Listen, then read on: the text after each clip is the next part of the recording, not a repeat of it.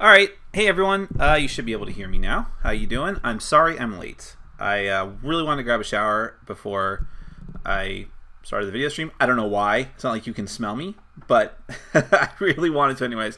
I had work funk on me and I wanted to get rid of it. So give me a moment here because I'm still playing catch up a little bit. There's a couple adjustments I need to make. All right, cool. That looks all right. I think. There we go. All right, I think we're good to go. As usual, though, please let me know right away if there's any kind of video problem, any kind of audio problem. Great.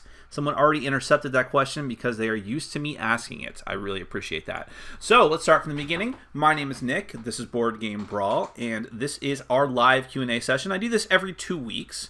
More on that in a second. So this is a chance for you to ask me anything you want. Of course, most of your questions, I'm sure, will be board and card game related, and that is perfectly a-okay. I will do my best to endeavor to answer them. I'll do my best to try is basically what I said there. And I'm not an expert by any means, but I think I know a bit, and I know my own personal experience I'd be happy to share with you.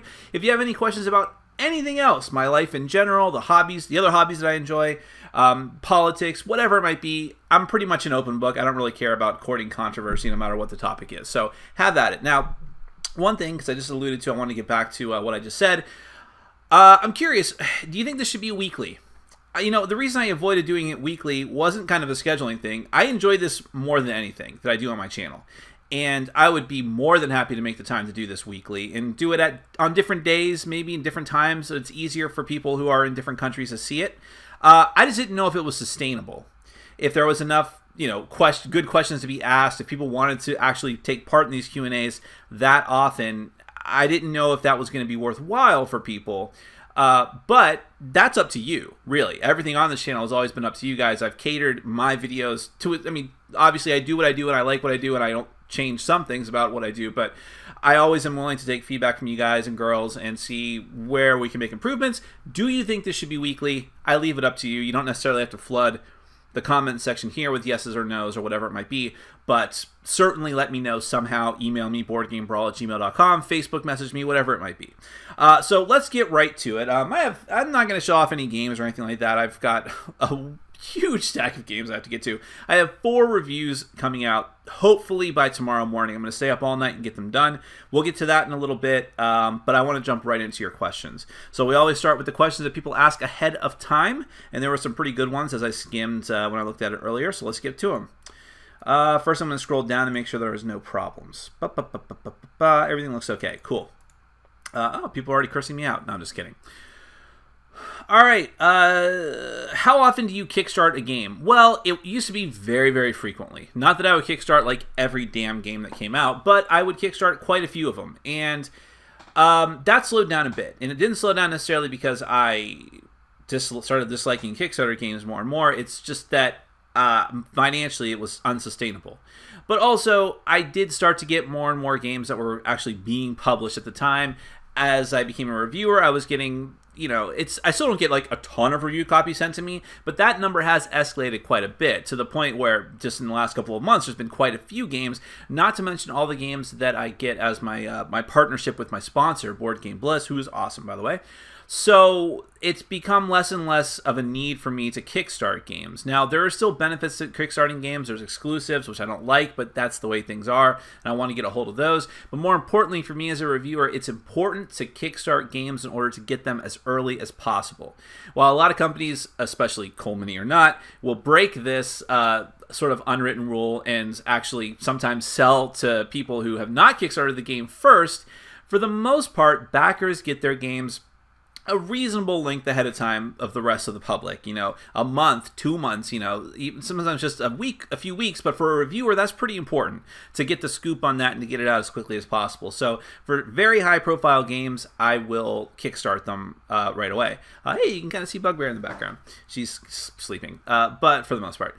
Now, I did, just by chance, I kickstarted a couple of games in the last couple of days. I kickstarted the others from Cool Mini or Not. Now, I think I am on Cool Mini or Not's reviewer list now, but still, I don't know I'm very grateful for that. I don't know all that entails as far as getting exclusives, and what the timeline for that is going to be. So I'm probably going to back it and not risk it.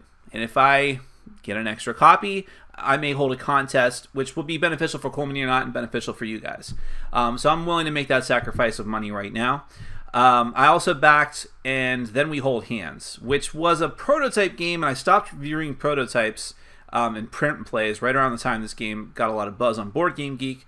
But now Luda Creations is making an official version of it, and it looks like a very innovative two-player cooperative game.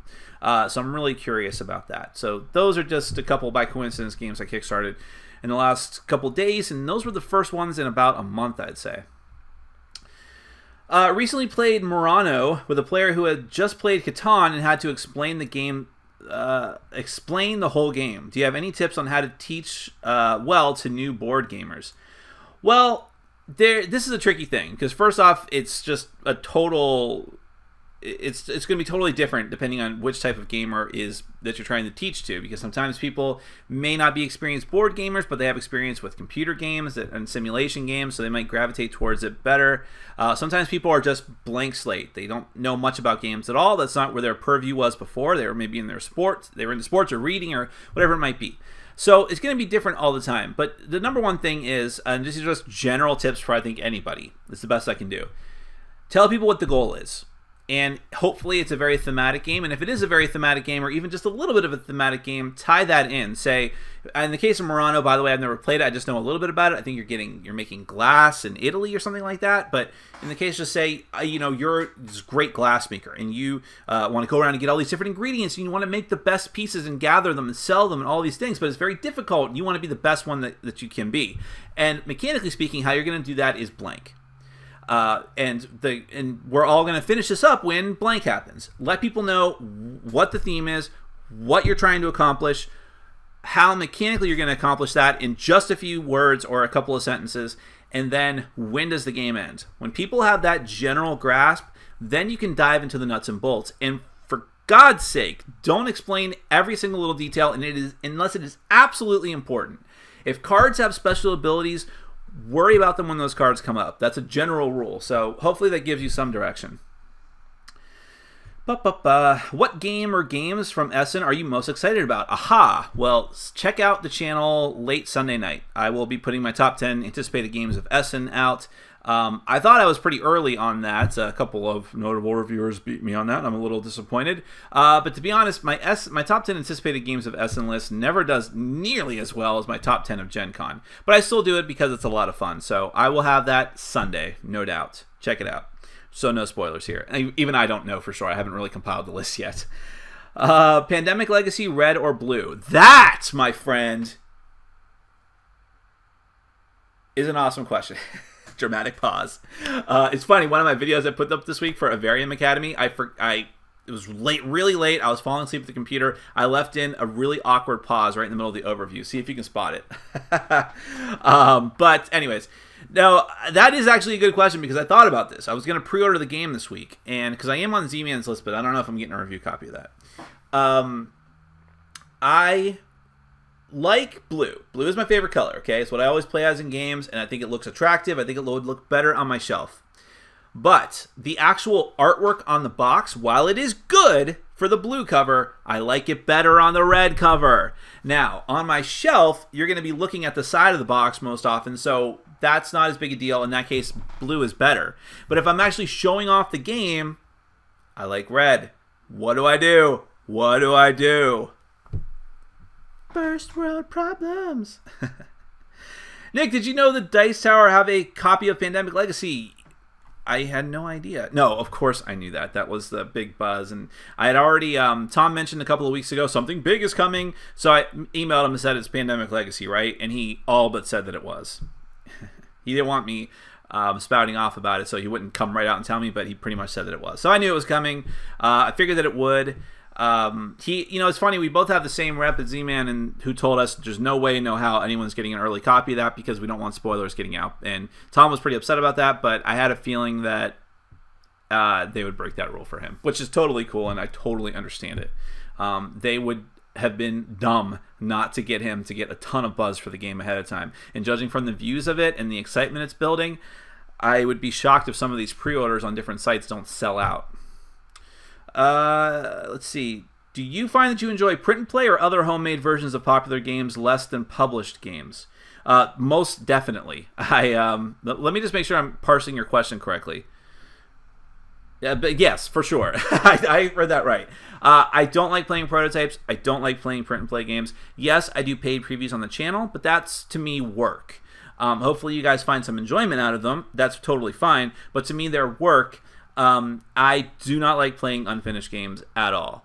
And even, I got roped into playing a couple of them at Dice Tower Con because I wanted to be nice. I was meeting all these people for the first time, but that is definitely not going to happen again. It's just not my thing. I like a finished product. Thoughts on the upcoming game 504? Well, I'm quite excited about it, but I'm excited about the gimmick of it, and I'm very, very curious about the replayability of it. Now, of course, 504 games, you must be thinking, if those of you who don't know, I'll just give you the brief synopsis. Freedom and Freeze, who is a very eccentric and I like him quite a bit. I don't like all of his games, like I don't like Power Grid, for instance, but I admire him a lot, Freedom and Freeze. And he always does very interesting, unique games, sometimes with very unique themes. And his newest game is going to be called 504, and it is a game creation box, essentially. What happens in the box is that you have all the components and scenario books and things like that to create essentially 504 different games. You pick different themes, genres, and categories and mix them together. You can have a pick up and deliver racing game that's, I don't know about the theme, I think you just decide that yourself, but you can make it science fiction, you can make it whatever you want. You can mix all these disparate elements together. The end result is that there should be a total combination of 504 games in the box. Now that's fascinating to me, and I'm really, really eager to try it. What I worry about is, even though each of those games might be solid and playable and even fun to a degree, there is something to be said for a game that is a final presentation. I was just talking about this with unfinished games. I don't think that game is unfinished, 504 as a whole, but there is something to be said about a game that is maybe all of those elements that are from one of the games in 504 that has its own artwork, its own theme, its own substance and style. And is 504 going to provide that? That's the big question. I'm not a 504 hater. There's a lot of people who are like naysaying it, like, it's garbage, garbage, garbage. I don't think that. I think it's going to be a very cool and innovative thing. Is it going to have the staying power? Who knows? But I'm very eager to try it. Freedom and Freeze is just an awesome and cool designer. I don't know how else to say it. Even if I don't like all of his games, I respect him greatly.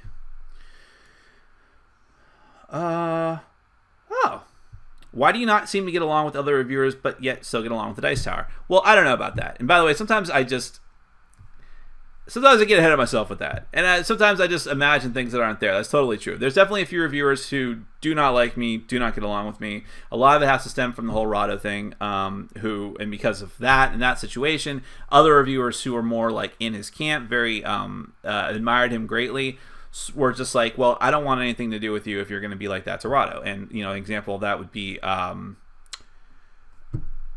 swear I'm not forgetting this on purpose and trying to be a dickhead. Okay, thank you. I was having a brain fart. Rodney Smith from Watch It Played. That's one example. And I think there's a few other minor examples. But a lot of times, if anyone does have a problem with me, it's not because I've intentionally gone out of my way to insult people, and I don't even think to a certain degree I did that with Rado. I was just defending Tom. But I upset a lot of apple carts with my channel and doing what I do, because there's a very insular community of board game fans, who really the only person that bucked that trend was Tom. But everyone else was just like, hey, we'll promote each other's stuff. Everyone's nice. Everyone plays friendly. Everyone just like copacetic. It's like this really tight commune type thing. And I just can't, everyone treated publishers, like every single publisher, no matter what. A lot of other reviewers besides Tom won't even publish a bad review, things like that. And I just came in and said, well, no, I'm going to treat this as if I'm like a movie critic. I'm going to treat it as if I'm a television critic.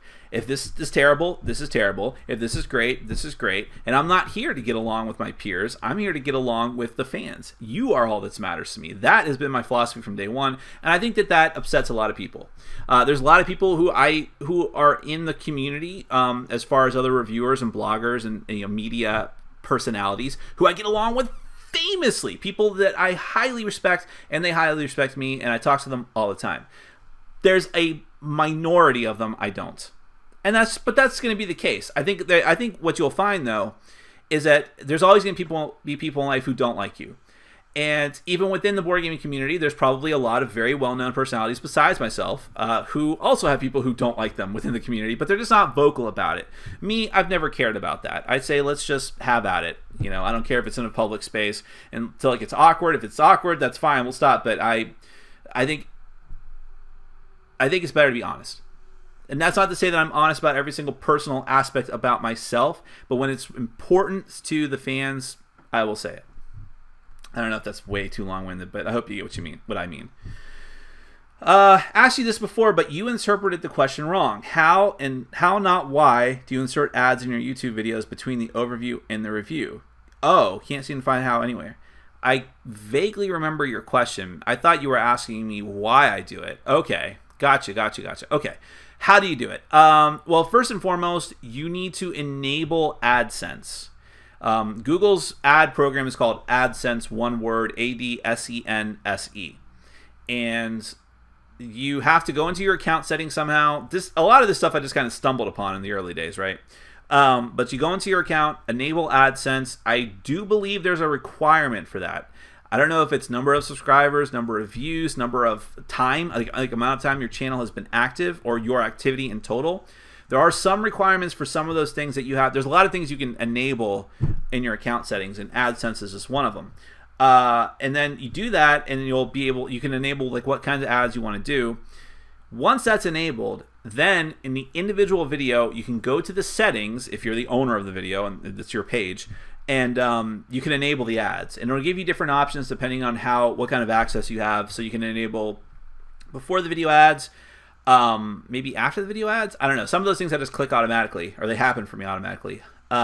During the video ads, just an insert, and then there's an option I never use, which is product placement. I don't even know how it would work, or why you'd even bother to click that, because obviously if you're doing product placement, someone else is paying you. I don't know, but that's the general gist of it. It's all in there. It's in your account settings. It's in your settings. You just have to be diligent in finding it. Trust me, it wasn't easy in the beginning. Hey Nick, have you checked out the epic card game from the people who made Star Realms, and any thoughts? Well, yeah, I saw it was on Kickstarter. I mentioned it on my Kickstarter update. One of those games where I had every intention of talking about it, but until I did, because I didn't mention it right away, people were like, why aren't you talking about Epic? You're not going to mention Epic? What's wrong with you? Why are you ignoring Epic? I'm like, okay, chill out. But no, I thought it looked pretty cool. I love the artwork. I love the theme more than Star Realms, although I don't know how thematic it's actually going to be. It is just a head-to-head card game. The distribution of it and its setup, like its card game format, i.e., there's CCGs and LCGs. I don't know how this is going to be. It seems like it's an LCG. They sell it in like sets where you can draft from it. It's very odd. So that kind of put me off, because I wasn't quite sure what I was buying and for what purpose, and was it necessary for me to buy sealed sets to draft with, or would I not be enjoying the game as much as other people? So that put me off a little bit, but I think it's cool. I really can't wait to try it. I didn't back it on Kickstarter just because, again, I don't back a lot of stuff anymore. But we'll see what happens. Maybe they'll send me a review copy. Nick, do you know of any good light family card games like Uno? Oh, there's a ton. No Thanks is great.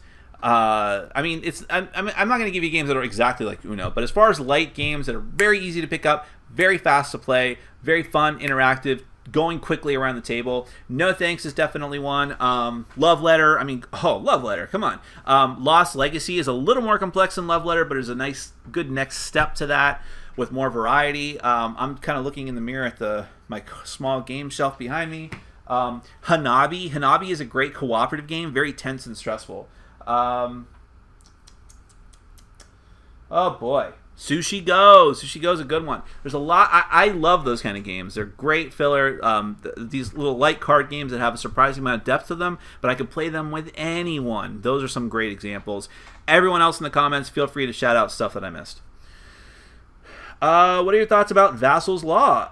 That's pretty interesting. For those of you that don't know, Vassal's Law, because people like to make laws about things, right? And there's a couple in the board gaming community. The one that I know of, I'm not going to remember the names of them. But like, there's a law that says that, what is it? Sorry, I'm kind of blanking on it. There's a law about how games should come in and out of your collection. Like if one game is very similar to another game in theme and mechanisms, it should replace another game. You only have room for one in your collection. There's another one. There's another more popular one. I just can't remember right this second. Maybe someone will remind me. But Vassal's Law, and this was Tom. By the way, make very sure you know this and that you realize this. Tom did this purposely, and he will totally admit this, to rile people up. He did it tongue-in-cheek, and I do think that he is serious about it to a degree, but saying it out loud like that and calling it Vassal's Law was just to rile people up, and it worked. So kudos to you guys for falling into that trap. But I find it very interesting, the entire discussion. Essentially, what Vassal's Law is that he's saying that if a game is good enough, it will be reprinted. That is the core of the law. There are exceptions to that. Sometimes a game, because of licensing and IP, will never be reprinted. So, for instance, the original Queen's Gambit, but even then, it will come back in some form, which it just did in the form of Star Wars Risk. Not nearly as good as Queen's Gambit, but it's a version of it. There was a Starfarer or Starship Catan that came back as Northwind. So those kind of exceptions do happen. Heroescape came back as Magic the Gathering, Arena of the Planeswalkers. But there's more direct examples. Games that I don't like Mission Red Planet, came back because people demanded it. Because enough people, besides me, thought that it was good enough to merit it coming back. And there are other games that have a cult following, but are not good enough or popular enough and won't come back. That is what the law is essentially. Do I agree with every aspect of that? I think the core of it is sound. I think that there's some merits to that. Now, I do believe that, I just said that an exception to it for me personally was like Mission Red Planet. I think that sometimes, especially the Dice Tower themselves, can create a fervor for a game and make it into something that is not necessarily that great a game, not necessarily supposed to be that popular, and out of print for a reason, and it comes roaring back because not just the Dice Tower, but other media personalities drag it from the abyss. I think that happens. But for the most part, I think that what he's saying is true. I think that if something is good enough, it will come back because there's only so many board gaming designs, and publishers are eager to take a design that's already out there and push it back on the market if they know it's going to sell, rather than go through the entire development process from scratch. They want to hit right now, and if they can unearth an old game, sorry, my nose is all itchy. If they can unearth an old game and do that, they're going to do that. So I believe what he's saying for the most part. Nick, whenever I sing one of my original songs to my cats about how much I love them, they immediately leave the room. Does this mean all cats are tone deaf or just mine? What it means is that, honestly, your cats have no taste, man. I mean, your cats don't know good music when they hear it. You are the best singer ever, okay? I've never met you, but I got to tell you, your passion is coming through the computer screen. I can feel it, okay? Get new cats. That's what you have to do. Why do you have cats to begin with? Get dogs. Dogs will sit there and listen to that stuff all day, man. You know it. You and me. We'll get through this together. Will Tom have to make sure you and Robert Burke sit at opposite ends of the hall at the next Dice Tower Con? Of all the little mini feuds I've gotten into, that is the most ridiculous. That guy, and by the way, most publishers I've talked to about it afterwards were like, wow, you ran afoul of Robert Burke as well? Join the club. He's mentally unstable. And it's kind of frightening, to be honest. Not frightening, but weird and sad, I guess. Yeah. What do you think should be the stretch goals for the Heart of Crown Kickstarter? Just don't do live-action model cards like they did for the first Barbarossa Kickstarter. I think there's avoiding that completely for El Alamein and commissioning new artwork, which is great. So don't do that. New stretch goals. There's 3 mini expansions that came out for that game. I think the stretch goal should just be to bring those mini expansions out. I don't think unless they mix them all together into a new base set, I don't think they merit being sold separately. I would say put them as stretch goals for that campaign. There's also another standalone set called Heart of Fairy Crown, which I haven't even played yet. I have it. I need to paste it up and play it. But yeah, I would just want more content, but obviously they're going to be limited in their access to it. But it's interesting because Heart of Crown was never published by ArcLight in Japan. It never had nearly as wide an access, I believe, as a lot of those games do, like Barbarossa, as wide as access in Japan, I mean, not here. It was put out very independently by a company/designer called Flip Flops, and there's even an online version of it. If you can find it somehow. I have a version of it I just never played for PC. So it's a very interesting animal. If they, what I would hope is that they can actually get together with the designer and redo it, and not redo the core gameplay, but make it so that they can expand it more and actually have it be like a fresh start for the game. I think that'd be pretty cool. How long did it take you to put the Kingdom Death monster figures together? Hours. It really did. It shouldn't have, though. My thing is, I'll put on a TV show and then, like, I'm going through Archer. I never watched Archer. I know I missed a boat on that. So I'm watching it, like, binge watching it. And I'll just start mowing through the figures as fast as I can. But I'll stop and watch the show. So it takes longer than it should. But I would say it still took a couple of hours. They were really frustrating and really difficult to put together. And I missed some parts. And I know they don't look as good as they should. And it's really, really got me scared for the base game. I mean, it's not going to be like most board games where I get it in the mail and I'm like, let's bust the sucker open, punch the tokens, and we'll get playing it. And I'll review it in a couple days. No. This is going to be a long slog of a game. I'm still eager for it, though. About Warhammer Quest, what is your opinion on the game mechanics? I think it missed a lot of playtesting, being seriously unbalanced. What do you think? First off, I hope that you just mean Warhammer Quest. There's Warhammer Quest, a card game coming out. Maybe you think I played that, but I definitely didn't. I also never played the original Warhammer Quest, unfortunately, so I can't answer your question in either case. But I know that it's very similar to Hero Quest. It was kind of like the more gamer version of Hero Quest, because they were both, the parent company or parent publisher of that was Games Workshop in both cases, and then I think Milton Bradley picked up Hero Quest, something like that. In which case, yeah, I don't think it was probably that balanced, because what games really had that much balance back then? But still, I don't think that's why a lot of people got it, and I don't think that's why a lot of people buy or play like the PC version of it, or hunt down and play the original version of it nowadays. It's not about that. It's about just having fun. It's about D&D in a box, essentially. And then you asked me about Hero Quest. Maybe that is what you meant. What Hero Quest expansions have you played? I only ever played the original Hero Quest. I had my own copy of it that is lost to the ages, sadly. I liked it a lot, but never played the expansions. Hey Nick, what is your advice on handling people in playgroup consistently being on their phones? Should I make like a house rule, or just let it be since it isn't that big a deal? I would say it's unavoidable. And people are already told, stay off your phones. Like, for me personally, I'm told at work, stay off your phone, don't use your phone at work. And it frustrates the hell out of me, right? Because it's like a part of our life now. How do you get along without one, whether you like it or not? So when I'm at home, or I'm just out, like, and about, and I'm having fun with people, I am not going to be told to not use my phone. Don't do it. I will not. Do not ask me to do that. I'm not going to do it. But there is a point of no return where it's like, okay, you're really getting distracted by your phone. You're not taking your turns. You're asking questions that we've already answered because you weren't paying attention. We have to say, hey, it's your turn, when it's your turn. If that starts happening, then you have to say, I would say just start publicly humiliating them. If someone's taking too long, say, hey, playing a game here, dummy. So, things like that. I mean, if they're your friends, you should be able to do things like that. Make people know that it is a problem. But I think the worst thing you can do is set a blanket rule. That is just going to cause people to feel stifled. It's better to handle it on a case-by-case basis because it's not that huge a deal. It's not like someone, being threatening in the group. It's just a phone. If you ever design a game, would you kickstart it or try and find a publisher? I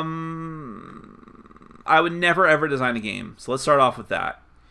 Now, there's merits and demerits to either way of those. I think it's dumb to leave money on the table as far as Kickstarter goes. But on the other hand, sometimes you need a publisher, at least your first time out, to tell you, like, hey, I've been in the business a long time. This game is garbage as it is right now, and even though you can take it on Kickstarter and back it and get it made, you probably shouldn't.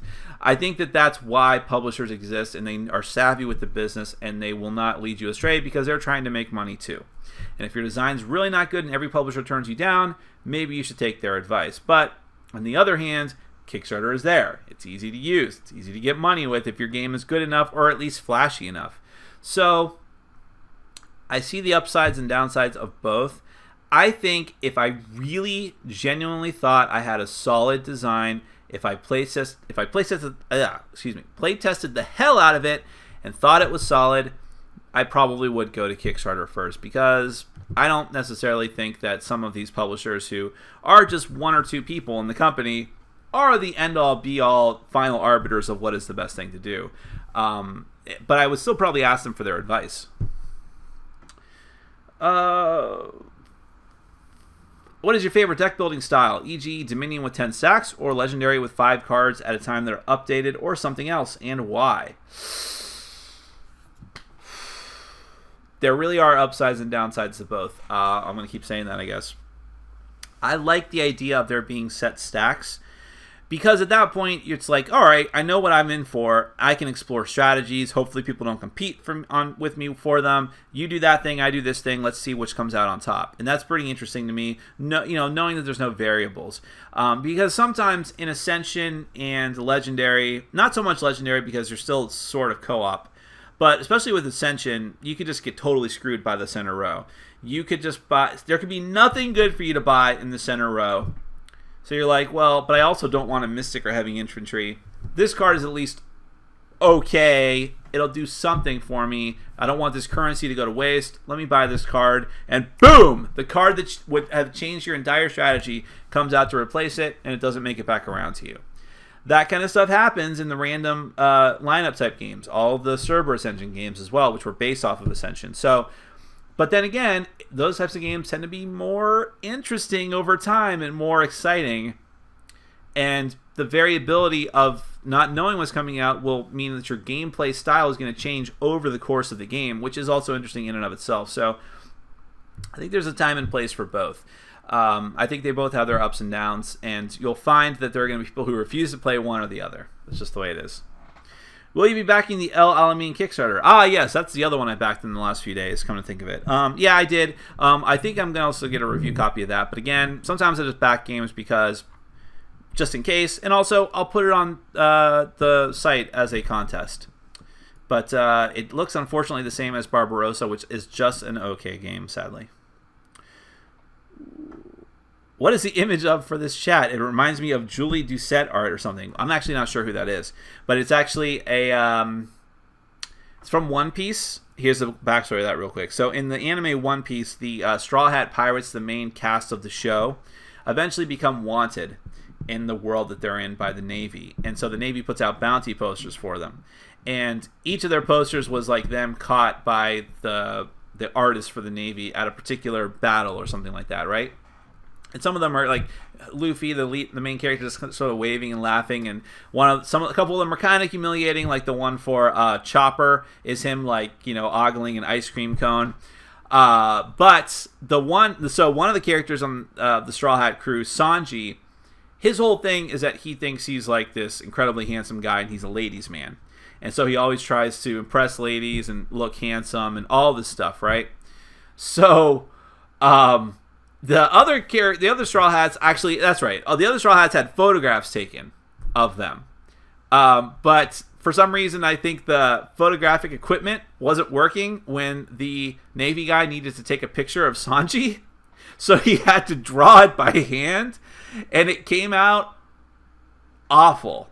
It was a running gag in the comic, which very few anime and manga actually make me laugh because I just don't appreciate the Japanese sense of humor, I'll say.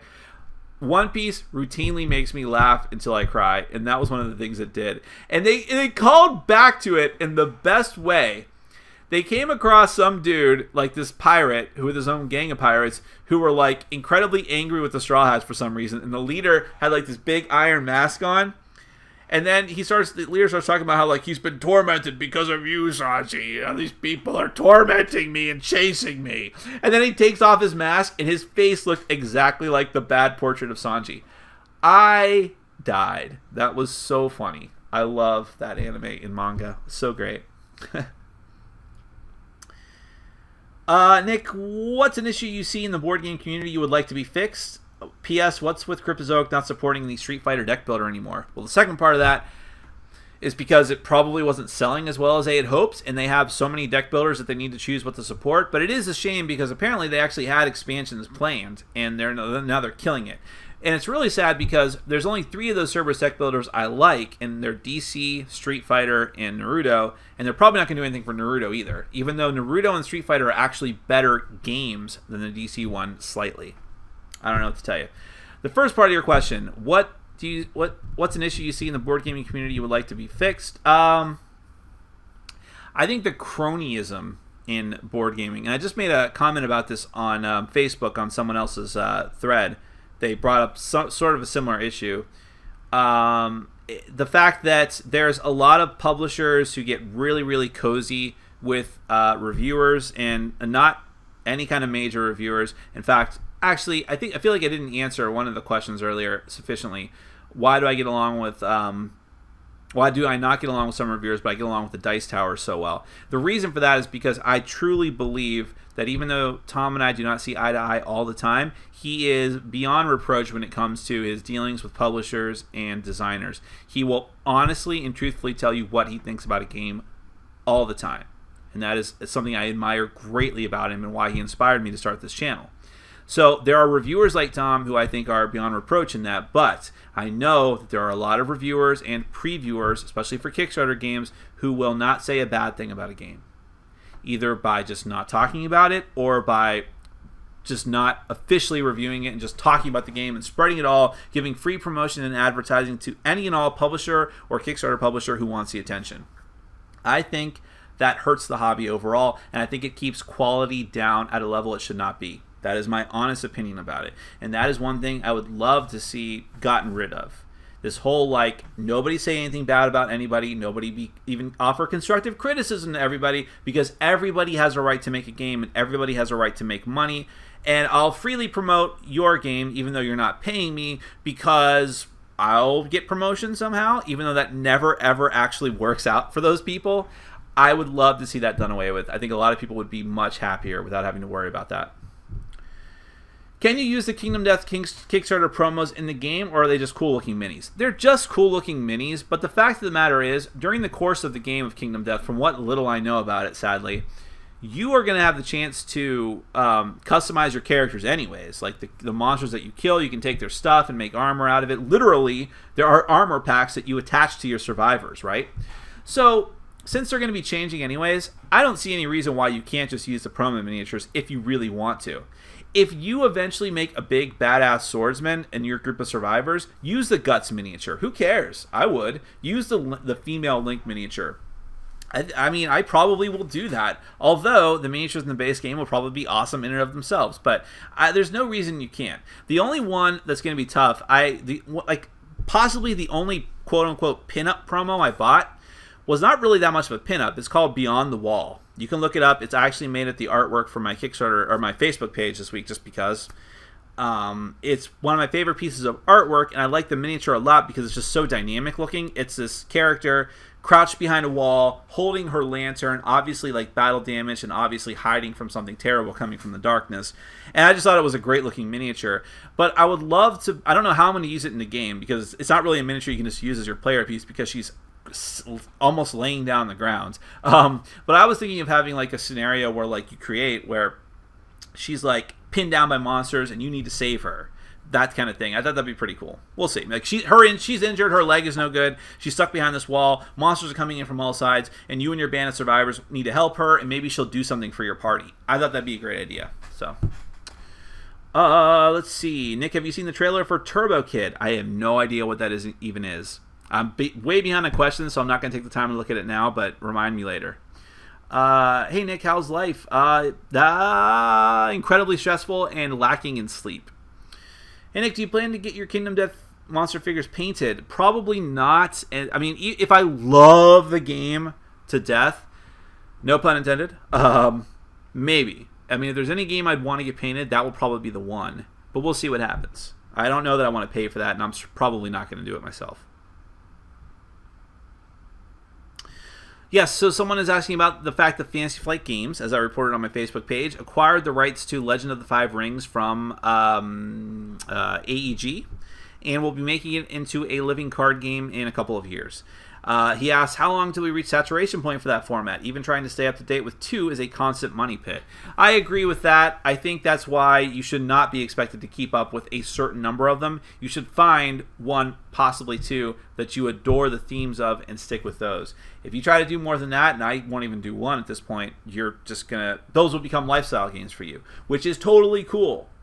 I can easily see someone just card games being their thing and playing nothing but the LCGs from Fantasy Flight Games, but it's not going to leave room for much of anything else. Personally, if there was going to be a game that I would latch onto as far as these LCGs go, I mean, Netrunner was really good, but Legend of the Five Rings, I love that theme. I might actually get into that. Nick, show us a cool new board game you have. I've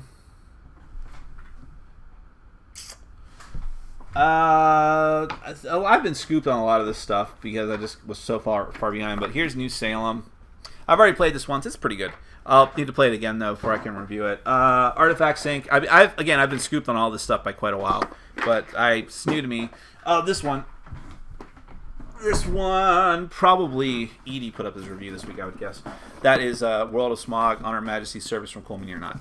So they're going to be sending me Rum and Bones next week, so that'll be cool.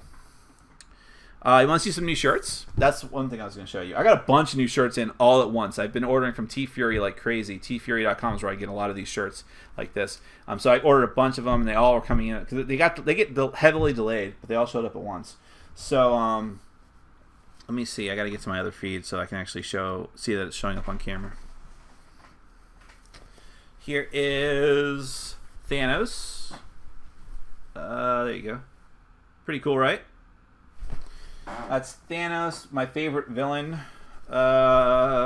This one's really going to be lost on a lot of you, I'm sure, because like nobody watched this show. But it's one of my favorite shows, and obviously I'm a total, forgive the saying, retard when it comes to showing these off on camera. I'm just trying to get the image to show up well. There you go. This is from Hannibal. You'll never understand the imagery unless you watch the show, but it says on the top, "This is my design."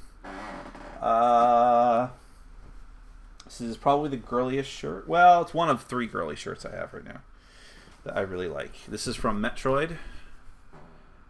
See you next mission, it says. Bada boom. A couple of shirts I got from Soda Pop that have to do with Super Dungeon Explorer. That's one of the characters. We can do it. And I wore this one in one of my videos this week. I wore a couple of these in my videos. Keep Crystalia wild and free. That's Princess, what's her name? Princess Esmeralda, I think. This was a sale. Otherwise, I probably wouldn't have bought it. But I still think it's kind of funny. Super strong Saiyan gel. I haven't bought a Dragon Ball Z shirt in 15 years. Something like that. All right, here's the Kingdom Death shirt that came in my box. So you can watch my video and see that. But I like it. Don't get me wrong. I like the artwork. But there's no logo on it or nothing. I'm a little disappointed in that. I would have preferred, honestly, just a Kingdom Death shirt. But they went for the artistic route. I can't really blame them. This one was in a couple of my videos this week, so you probably already saw it. But it's, I would push you in front of zombies to save my beagle. Probably the kitschiest shirt that I have. Here is Evil Rick and Morty from the alternate dimension. If you're familiar with that show, that was a notable episode. And that's it. That's cool. That's all there is for now. I think that's all I got coming in right now, so that's plenty. I'm flush with shirts. All right, let's get back to... Wow, I am very far behind, aren't I? Sorry, guys and girls. What are the pros of being a contributor to the Dice Tower as opposed to being on the Dice Tower? I'm assuming Tom takes a cut of all the video streams that they puts on the channel. Just don't see the pros. Well, I don't know how all that works. I'm not even going to speculate on how Tom works with his contributors. Not his contributors, but the actual people who are on his channel. I don't know. I'm not going to speculate. You can ask them. They seem to enjoy what they do. But for me, the pros is that I can get promotion for my channel and get a lot more exposure and have fun interacting with a different audience. Sometimes it's fun, sometimes it's not. A lot of people in the Dice Tower audience don't like me very much. And I get to work with Tom, and Tom is a great guy to work with, and he respects me a great deal, which means a lot to me. So those are the pros, easily. And yeah, it is nice to be I call myself a freelance contributor to the Dice Tower as opposed to being on the staff, because it still gives me the freedom to do what I want to do on my channel, which Tom has never said, like, Nick, I don't approve of what you do on your channel, or anything like that. Never, ever, ever, okay? If I turn this into a totally R-rated or X-rated channel, I'm sure that wouldn't fly, but it's not the case, and so I have total autonomy on my channel, and I still get to do some cool segments for his stuff, and it's worked out very well, so I'd have to say there's quite a few pros to it. When can we expect your top 10 games of 2015? Like way later in the year, probably the last week of December or something like that. I want to make sure we're actually at the end of the year before I do that, because there's a lot of cool games coming out, including Kingdom Death. What are your thoughts on Geek Chic XP canceling their campaign? Did you back for the $5,000 level? To be honest, I hadn't even been paying attention to it. I talked about it very briefly on Facebook and how it was just stupid. And I'm actually happy to see that it was canceled, because I don't think that we need that kind of elitist, like class-based systems in gaming, or we need less of it at least. I think there's enough of it. Let me say that. So, yeah, I think it was foolish and foolhardy, and they make great tables. Maybe they should stick to that.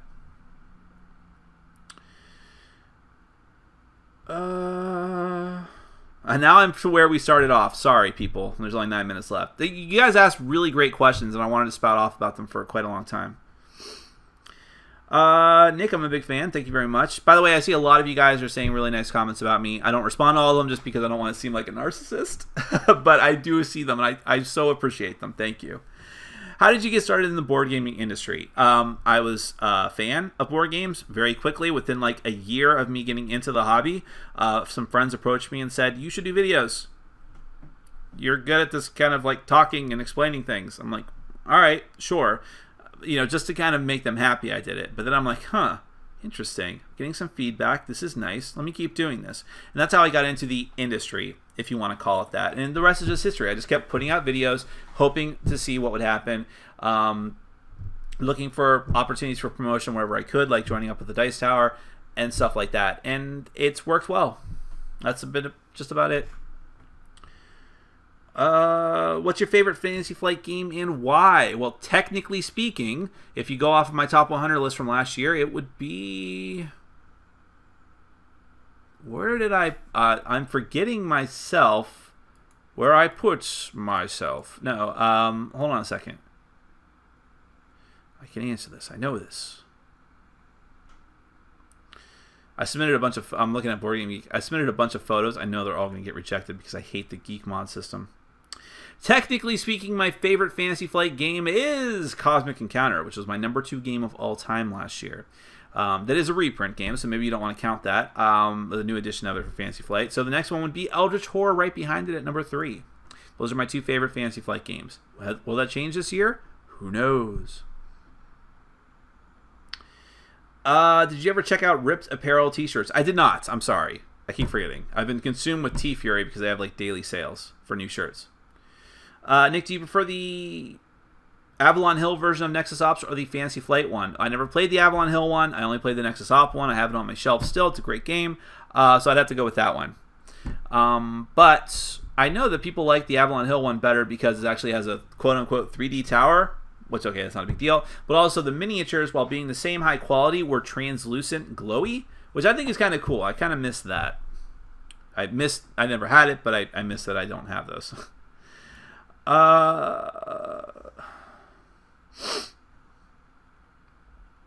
Any advice for a newbie starting their own channel on board game and card games? Again, I'm a big fan. Thank you for introducing me in Tonto Core. You're welcome. Yes, here's what I would suggest. There's a lot of people out there doing what we do. And I myself let myself get, I'm saying self far too much.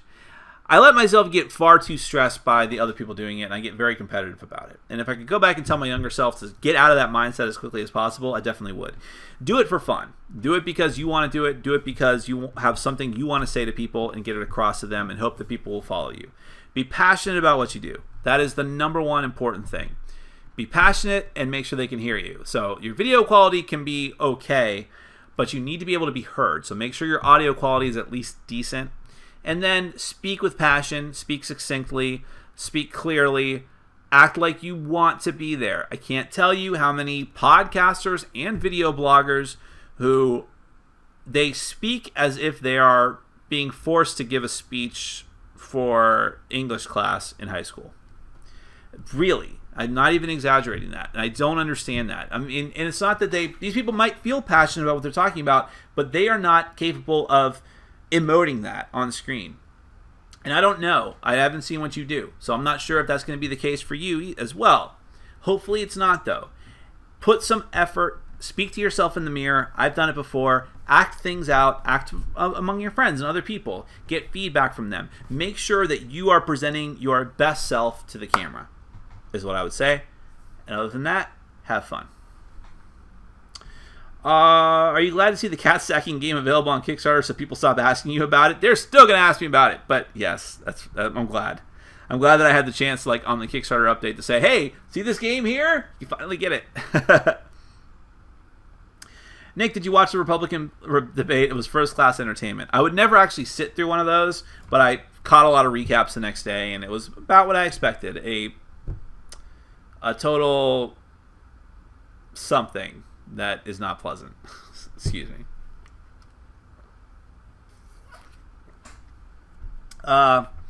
Mainly, I just I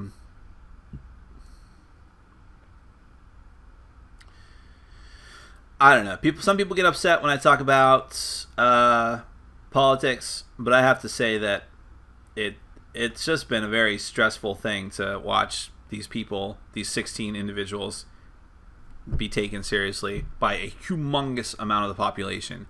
I'm like, is that so depressing? So depressing. And like what happened today in Congress should be terrifying to people. But there's a large percent of the population who is perfectly happy that it happened, thrilled that it happens, and that terrifies me. In any case, someone says, in regards to the guy who's about to start a channel, you are now his competition and he will crush you. Well, that is true. No, that's not true. There's room for everybody. There's room for everybody. I just get too competitive.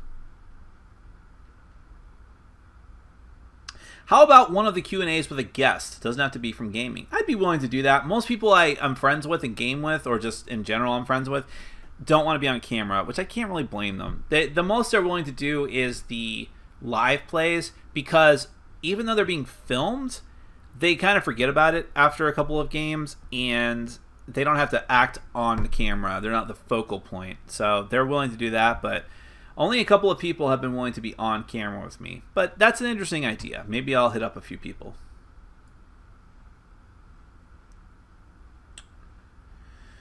Since Tom and Jason are finishing up their top 100, are you going to be doing yours before the end of the year? Have you watched any of them, and do you have any thoughts on their choices so far? So, yeah, I actually asked... I will sometimes coordinate with Tom, or at least I'll just ask him so I can figure out what I'm doing, so that I make sure I'm not butting heads with him. Like, for instance, I knew he was doing a Q&A today, and I don't think he's doing one right now because I asked him earlier in the week, hey, I'm planning on doing mine at night. Can we, if you're going to do yours at night, I don't even mind moving mine. Just let me know. And he said, if I'm going to do one at all, it'll be earlier in the day. So we work with each other on that stuff because no one likes to butt heads with each other. But as far as the top 100s go, I asked him, hey, I kind of want to do mine earlier this year, maybe like mid to late October even. But are you going to be starting another top 100 for someone else on the network after yours, Jason's, and Eric's? And he was like, well, I don't even... He's saying he's not planning on doing it anymore. I think that's public knowledge. So, with that in mind, I will probably be doing mine mid to late October. It's definitely going to be earlier than last year because I was very upset last year that... Not very upset, but it bothered me that my top 100 ran right into my top 10 of the year. So I was like, here's my top 10 games of all time. And then a few days later, here's my top 10 games of the year. It just was awkward timing, and I'm trying to avoid that. And then how have I watched any of Tom's top 100s on his channel as a whole, and do I have any thoughts on their choices so far? I watch them all. I find them fascinating. I love top 10 lists of any type. I can sit there and watch like Go Mojo or whatever it is, their top 10 lists all day long if I don't pull myself away. And it's especially with something I'm passionate about like board games. Oh yeah. I really like Tom's because it's got Z and Sam on it, and they're really riding him hard, and they should, because it's just fun, good to watch that tension. And I am watching Jason's and Eric's. Eric's is interesting because he's very, very serious about it. I mean, he puts like these little skits on in the beginning, but when he gets to like actually talking about the games, he's like speaks with it. This is what I'm talking about. He's passionate about the games and his love for them. And Jason's are interesting because of Tom interacting with Jason, but I also like Jason quite a bit, and he has the most unique perspective of anyone on that channel as far as the games that he picks. There are tons of crossovers between a lot of the other people's games. I think Jason's games so far have been like nobody has these games on their list, and it's cool to hear about them. So I like watching all that stuff. I watched Dan King's Top 100. I watched Ryan Metzler's. Who else did he have? Well, Sam and Z did their own. I watched those as well. So yeah, I think I watched Melodies and the People's Choice as well. I love top 10 lists, and I love the 10 top 10 lists conglomerated together. It's pretty cool. Do you plan on backing the others? I already did.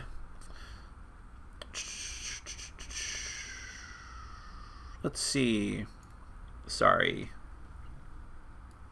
If I scroll up even once with my wheel, I go all the way back to the beginning. I can't tell you how annoying that is because it's my natural inclination to do that. Sorry, I lost my place. Here we go. Which celebrity would you choose to play your favorite game with and why? I'd play with the president. That's got to be cool, right? Didn't you buy new shelves, Nick? Where they be? Would they be in boxes in my room because I have no time to put them up? I have got to do that this weekend. I want to put up my new shelves so bad. But it is a day-long project because it's not just putting the shelves together. It's moving other shelves out. It's taking games off the shelf, putting them on the new shelf, and organizing them finally. So it's a whole day project, and I haven't had a day to do it. But trust me, I need to do it. Nick, I want to do it before the top 100 for sure. Nick, have you played Twilight Struggle? I have. I think it's a good game. I think it's a bit too dry for my taste, and I'm not as into the subject matter as others are. But it is an excellently designed game. I would like to do a review of it just to get those feelings across. I was very impressed with its design. What are some of your favorite games to play with people that are new to the board gaming hobby? Some of the games I mentioned earlier in this feed, like games like No Thanks and Sushi Go and Love Letter, Takenoko, Tokaido, Origin is a cult favorite of mine that no one really talks about anymore. Not necessarily Dominion, but like Ascension, DC Comics deck building game. Yeah, there's a lot of Abyss is a good one to bring out with new people because it is a simple game.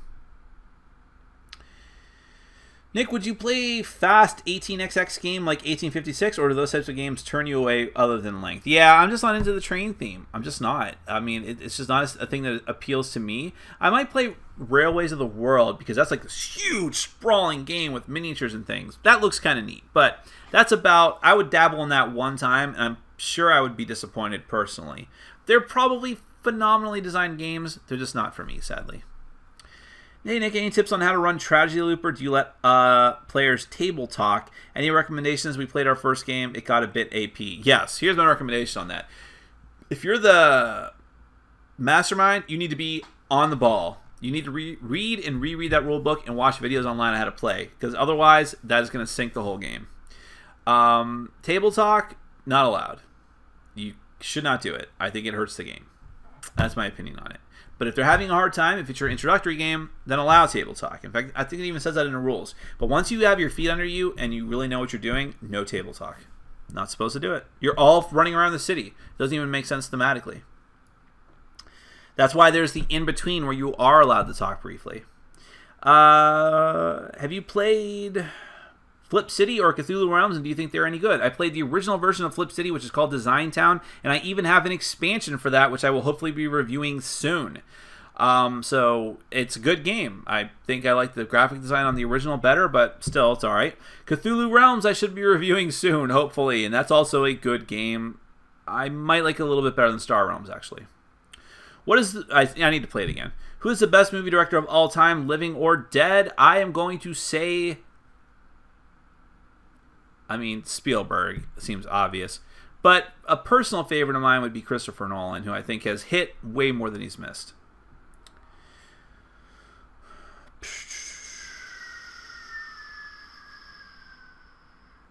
I just played Codenames and it is a fun game. Do you like it, Nick? I love it. It's really great. I don't think it's quite as great as everyone seems to be thinking it is, because everyone thinks it's a bee's knees, but it's certainly great.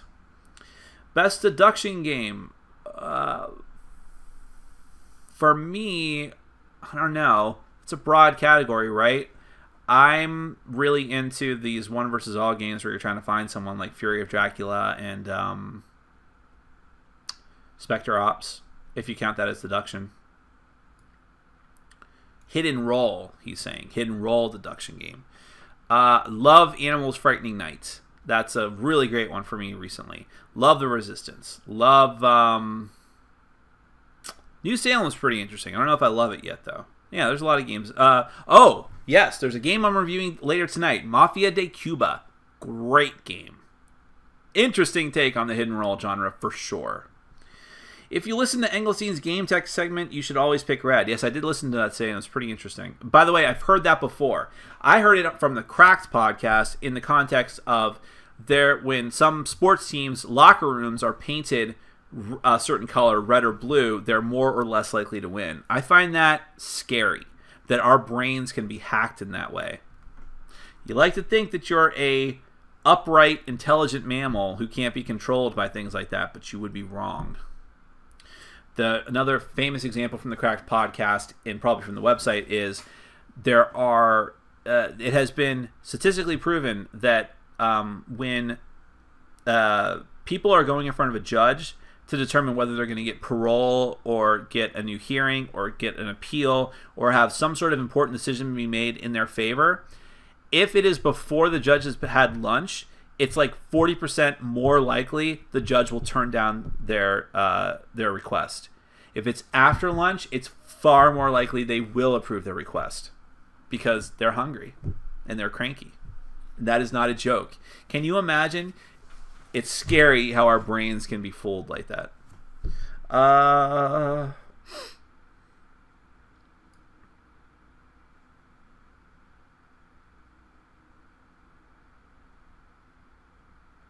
I am backing the others. People keep asking me that.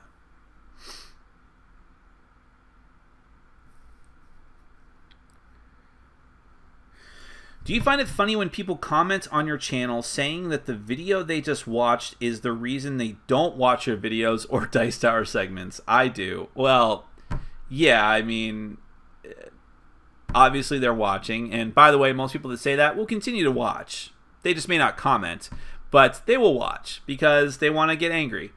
It's the Howard Stern effect, where and there's that famous line in the movie where there was like, this percentage of people, like a lower percentage of people, are watching because they like what he has to say, but a greater percentage of people were or listening because they hate him, but they keep listening because they want to hear what he has to say. Like I'm butchering that, but that's about it.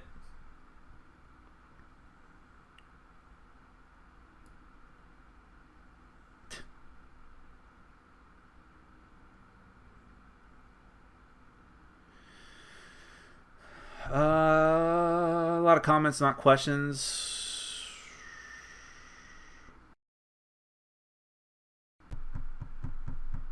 How do you feel about FFG buying Legend of the Five Rings from AEG? I think it's great. I love Legend of the Five Rings, and I think it's a great theme. I just hope they put it on something other than an LCG eventually as well. What are your thoughts on the user-friendliness of BGG? I feel like there's a need for either a website overhaul or a new site to supplant it, not trying to be a hater. I totally get it. It's a very ugly website. It's very difficult to navigate if it's your first time. And even for me personally, I made a conscious decision that there were parts of that site I'm going to use frequently, and there are parts of that site I will never ever dabble in because the amount of effort it would take for me to get into them and to use them properly is not worth it to dabble. So that's the whole thing, and because it is so user unfriendly. But I think even the creators of that website, who are very, very cool people, I know, I kind of sort of know Scott Aldi, and people like Eric Martin. These are awesome people and generous people, and what they have done for the community cannot be overstated. But I think even they would admit, listen, we're kind of doing this on the cheap, and it takes a lot to run on this website, and we're doing the best that we can, and they're trying to make it better as much as they can. I still think there's no better game in town. No pun intended.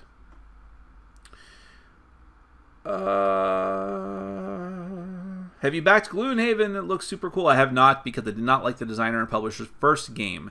So cool though it may look, I'm suspicious of it. Do you think Time Bomb is good enough party game to be played alongside Resistance, Codenames, etc.? I think absolutely. I think that Time Bomb is a filler party game.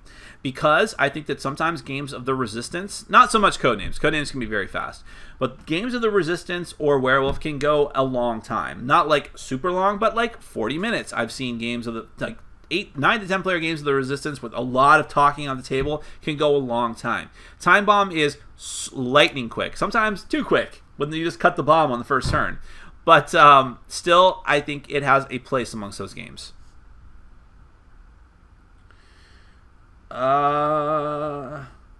Diamant or Ink and Gold? I have never played Diamant, and I'm not a big fan of Ink and Gold. I'm one of the few people that doesn't like that game. I don't like simple push your luck games. I just don't see the point in them. I feel like, okay, did I really make any important decisions here? I may have asked before, but you once mentioned giving the Resident Evil deck building game another shot. Have you? No, but I keep collecting expansions for it. One day I will. I think I'm collecting them because I know they're going out of print, or they are out of print, and I want to get them like before some of them reach astronomical price levels, like a couple of, like Thunderstone and like Nightfall, a couple of Nightfall's expansions. Looking forward to the new Flash TV season? Yes. I need to go and do some research and figure out when all my favorite shows are starting, because I'm very eager for that. I hope Arrow is better this year, too. That last season was a bear. The Jones Theory. That's the whole thing with the games coming in and out of your collection. Thank you.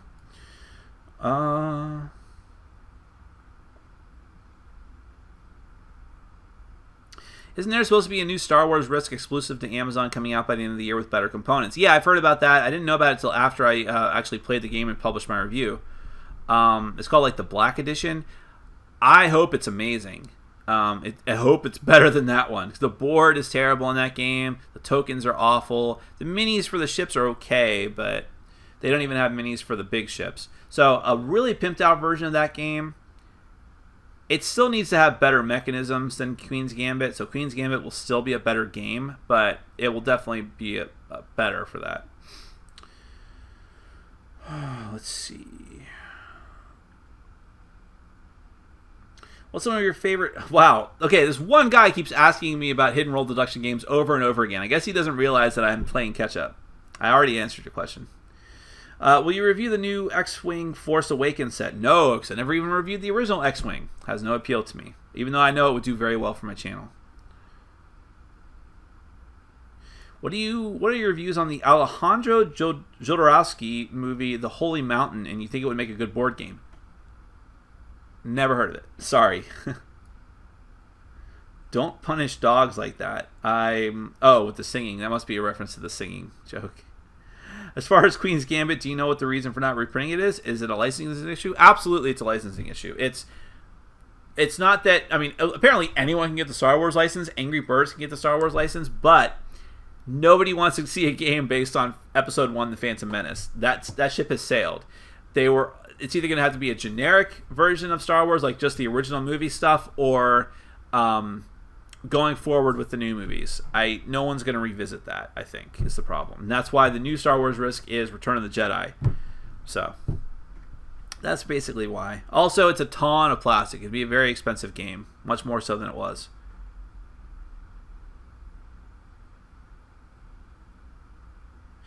What are your top 3 games of the year so far? Oh, that's a tough one. There's no way you can pin me down to like the top 3. I can tell you some of the best ones I've played, like that have really been shockingly good. Just looking on my own shelf, Spectre Ops and Roll for the Galaxy and Arena of the Planeswalkers. Those are all contenders. Royals is really good. That's not going to be a top 3 though, but it's in the top 10 possibly. It's a contender. Yeah, there's a lot. Witness is awesome. Witness, I think, was last year, unfortunately. But I didn't get it till, I think, earlier this year. Super Dungeon Sport Forgotten King. I mean, there's a lot of great stuff. But the year still has a bunch of new hot releases, like Kingdom Death, Blood Rage, I haven't got my own copy of yet, so we'll see. I know I'm running over time, but I was also late, so we'll keep going for a little bit longer. What has been the best movie of the summer? I was incredibly pleased with... Well, was it really the summer? But Avengers Age of Ultron, I do really enjoy. Why don't you back as many games on Kickstarter anymore? It's just money, and because I get so many other games. What's the new party games for 6 or more players for 2015? I think that Mafia de Cuba, which needs at least 6 players, is one of the best ones I've played recently. Better with more. Animals Frightening Night, if it ever gets a wider release, is awesome. Also needs a bunch of players. Code Names, not so much with 6 players. I actually am curious what people think about this. I don't consider Code Names to be as much of a party game as people seem to think it is. I think it's better with 4 people. What happened to the Cthulhu expansion for Robinson Crusoe? I haven't heard anything about that for some time. Do you know anything? I know nothing. I know that the Voyage of the Beagle expansion came out. No, not many people talked about it. Not many people did a review of it because it is so extensive. Mine's been sitting on my shelf for like 6 months and I haven't gotten to it yet. So I don't think they're in a rush for new expansions for that game yet.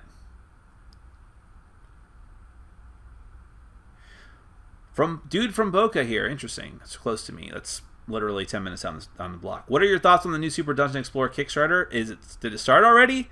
I know they're planning one. I'm eager for it. It's going to make the game more quest-like, like Descent, and I would love to be able to do that.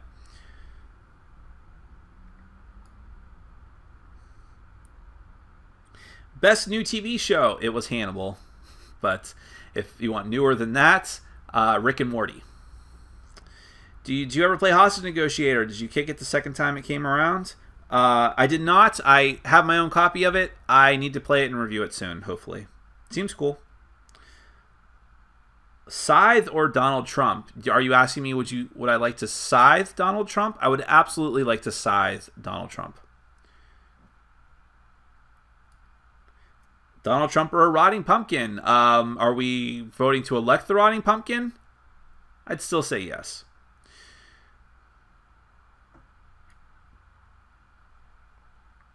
Any new games I should try out next week? I'm going to a convention and looking for something new to play. That is such a broad question. Look back on this Q&A and you'll find a lot of suggestions like Codenames and Spectre Ops. And as far as brand new stuff goes, I'm very fond of Mafia de Cuba if you can get a hold of that one.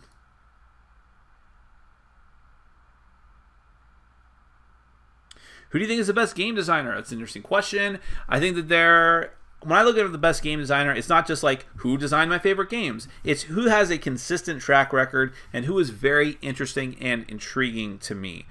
And I would have to say right now it's Eric Lang, because the amount of games that he has put out that range from good to fantastic is getting higher and higher. And he always makes thematic games, and he likes to partner up with publishers who do great components like Cool Mini or Not and Fantasy Flight Games. And he's just knocking him out of the park. And I've heard that he's a great guy. I met him very briefly. He wasn't really interested in interacting with me that much. Totally fine. So I don't know for sure, but I've heard he's a really nice guy too, it has some amount of impact on the standings, right? So I'm glad for that. There's other really great designers too. I don't want to single out just one person because there's so many good ones. Emerson Matsuuchi I consider a personal friend of mine, and also I know I talked a lot about publishers and reviewers getting too cozy before, but by coincidence, he publishes amazing games. And he's published games, like one game I didn't like very much, and I was very honest about it. But overall, I think he's a great designer. And I have talked to other people in the industry who know him, who say he is a designer to watch for. He's going to be the next Eric Lang. Mike Elliott, who has partnered up with Eric Lang quite a few times, is an awesome designer. Freedom and Freeze I mentioned earlier. I don't like some of his games, but he is an incredible and unique designer and a gift to the board gaming industry. Stefan Feld, even though he does his heavy Eurogame thing, is a wonderful designer and should be appreciated into the regard that he is. There's other designers may not like their stuff that much, but I have nothing but the utmost respect for them. It's all about finding the one that does the games that you personally like. Does that Undead Viking guy say anything bad about games he covers? I feel like he loves everything. Well, I've interacted with him, or I've seen his posts on like Facebook. I think he's a pretty opinionated guy. But I think that he set out, and I don't want to put words in his mouth. He set out to do a channel that promoted positive aspects of upcoming games, especially Kickstarter games. That's not my thing. It's his thing. I think he's a very nice guy. I think he's very well liked and respected in the industry for a reason. If that's what he wants to do, that's what he wants to do. But And I don't have a problem with that whatsoever. I'm sure, and I think I've heard this, maybe from him, he has played games he doesn't like, but he just doesn't cover them. And I can appreciate that. If that's what you're setting out to do, I think that Joel Eady from Drive Thru Review is mostly the same way. He just wants to publish positive stuff. That's not what I want to do. I want to make the channel more of a general purpose tool for people to know what to play and what to avoid, but to each their own. Can you recommend any good games? I'm playing with a big group of people next week for like maybe 8 to 10 players. Any of those games I mentioned before. Codenames, Resistance, if it's out by then, Mafia de Cuba. 8 to 10, that's a tough one. I don't like it personally, but any of the werewolf games, yeah.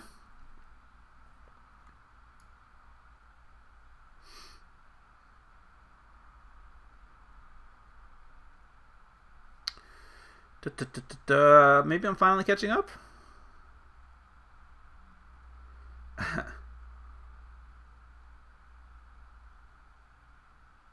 Is the Super Dungeon Explorer Kickstarter up already? I'm curious about that.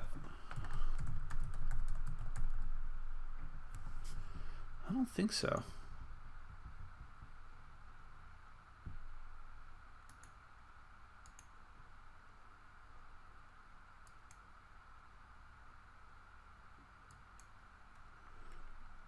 You guys are just talking about, like, have they been putting out information about it, maybe?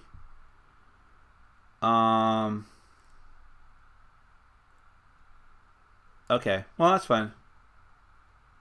Oh, here we go. Okay, I'm not going to take more time with this. I want to finish this up. Since you love Gurren Lagann so much, what were your thoughts on Kill la Kill? I was very disappointed in Kill la Kill. And yes, because it was from the same animation studio as Gurren Lagann with the same animation style, I was very excited for it. I thought the premise was at least a little bit interesting.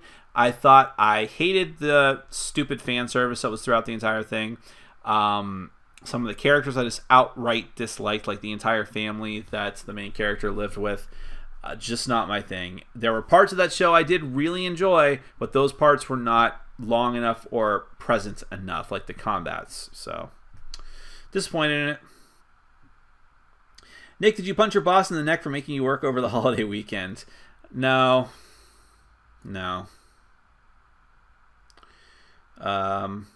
What's the new party games for 6 or more players for 2015? Wow, people keep asking the same questions. Sorry, man. You'll have to go back and watch the rest of the Q&A. Yeah, I didn't even mention Spyfall. I kind of forgot about it. Spyfall is a phenomenal game. I just played it so much. Steampunk games need to go die somewhere. I kind of agree.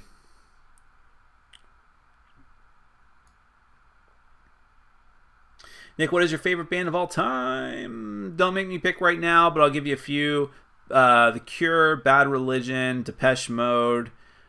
Why? As in the question why?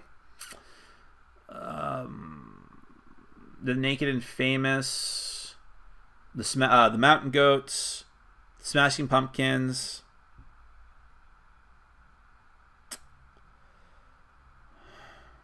Man. Bare Naked Ladies. Death Cab for Cutie. I could go on and on and on.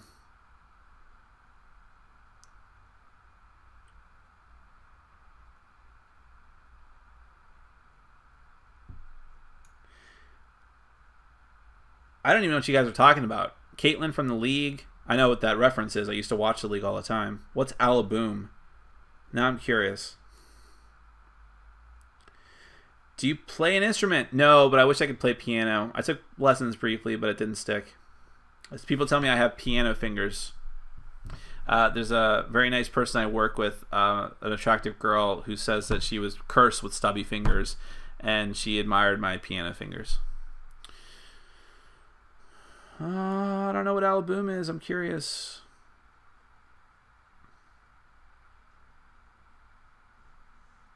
Have you played Enochian Chess, created by the occult group Hermetic Order of the Golden Dawn? I don't know what language you just spoke, but I don't understand any of it. Thank you for your clean language. Much respect. I often don't stick to that rule, Craig, but I'm trying. I like cursing, but sometimes I will try not to. Nick worships at the temple of his own narcissism. I would absolutely agree with that statement. Every bit of it. A lot of the video folks favor certain companies. All right, I'm not going to finish the rest of that sentence, but I understand. Aside from deck building, what is your favorite mechanism in games? Hidden roles. I love deception and traders. I think they're all kind of conglomerated together, those aspects. Getting to the end. I'm getting to the end. Ah! Maybe. Ah!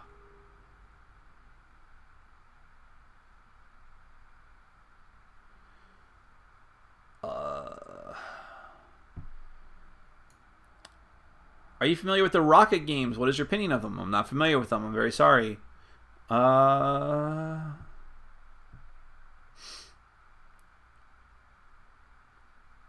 Nick, how about picking up the laptop and giving us a quick nickel tour of your apartment? Not like this.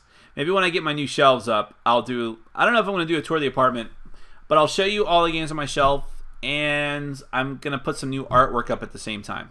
So maybe I'll do that too. Have you played Carnival Zombie yet? No, it's sitting in my pile. I got to get to it. I want to review it before they launch their reprint Kickstarter so that I can get some more views on it.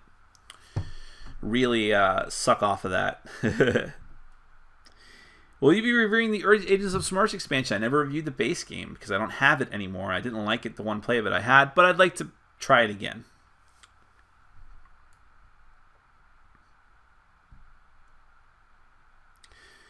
What do you think of the new Fear the Walking Dead show? I like it. I'm withholding my final judgment. I know a lot of people are very split on it, but overall, I think it's an entertaining hour of television, or 45 minutes of television. Have you played Baseball Highlights 2045? It is on my shelf right now and has been for quite a few months. I did play it. I did enjoy it, but for some reason, I just haven't gotten around to playing it again like I need to. I want to try the multiplayer, I think, or at least try like more of a tournament type setting or more of a campaign type setting and see how much I like it at that point. So I've been withholding judgment, and sadly it's just fallen down the queue of reviews. But I do enjoy it. Best Howard Stern guest of all time. My vote is for Tiny Tim. I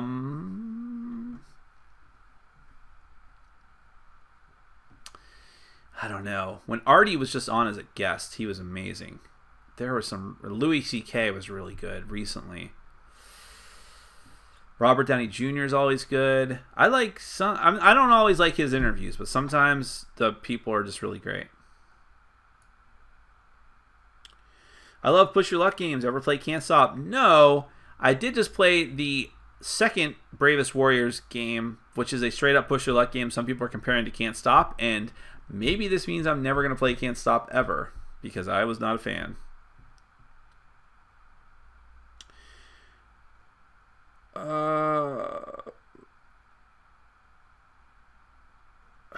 Almost caught up. Come on, I want to catch up.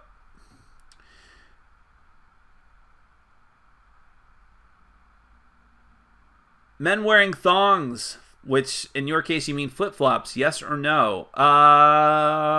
Yes, but not out in public. I was thinking of buying a pair of flip-flops just to walk around the apartment building when I'm walking my dog, because now I just walk barefoot, which is dangerous. Hey, Eraserhead, laying joke. Yeah, that I get that.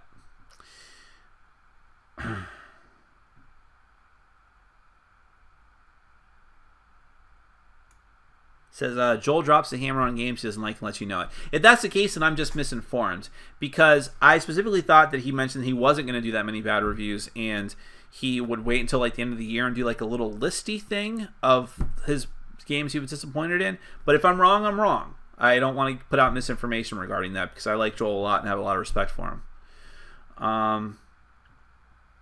He's my fellow Dice Tower contributor now, which is pretty interesting.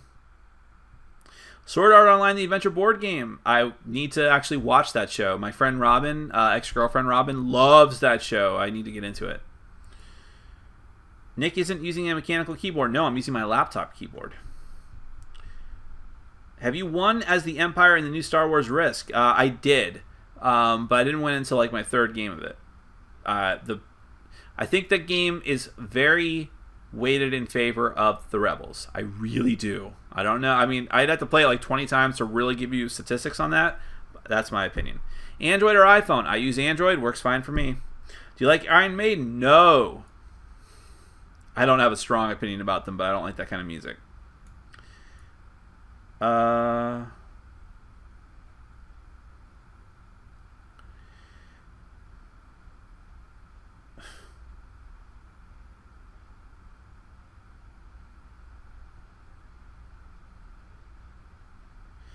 Alaboom is Lance Mixer's weekly Google Hangout show. Oh, that's right. I didn't know what it was called, but I've heard of that before.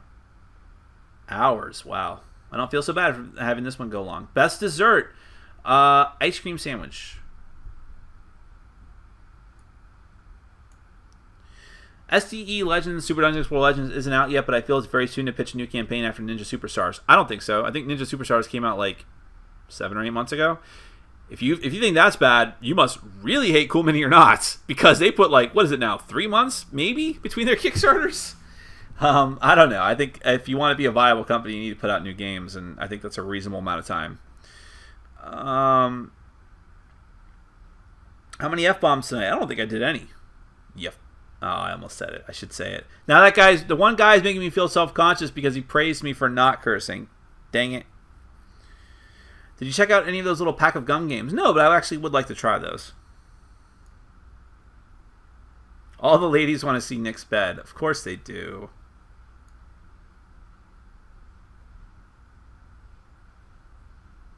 What are your favorite anime series? I have a top 10 list. Go check it out. It's called Optional Variants Episode 1 of 1. Nick, who do you think will win the Iron Throne? I think we're going to find out that it was Earth all along, and everyone's going to die, and then we'll fast forward to the present day with archaeologists finding the remains of that old civilization. Best video game you have played recently? I have not, sadly. Couldn't even tell you. Thoughts on the Game of Thrones 2nd Edition LCG? I hope it's better than the original, because I just thought the original was okay. Bernie or Trump? Come on. Bernie, of course. Did you get your new Salem and Artifacts Inc? I did. Cool Mini or Not lost that order, and they were out of stock, and I thought they were gone forever. They pulled some sort of slick one and got me 2 copies, because I'm one of their best customers, I guess. So very appreciative. Are you going to back El Alamein? I am.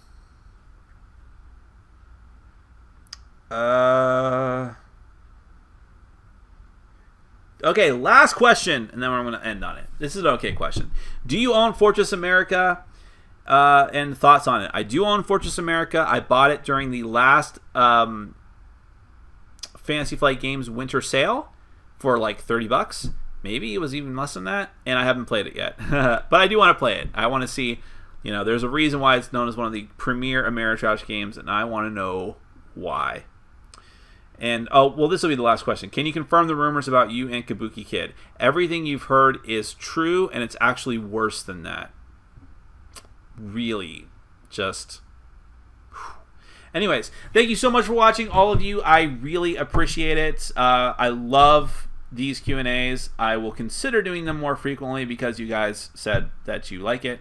I have a lot of fun, and I'm going to have a long night ahead of me, followed by a full day of gaming at Cool Stuff tomorrow, with more reviews to come. Thanks so much, everyone. Take care. Love you all. Have a fantastic weekend, and I sincerely mean that.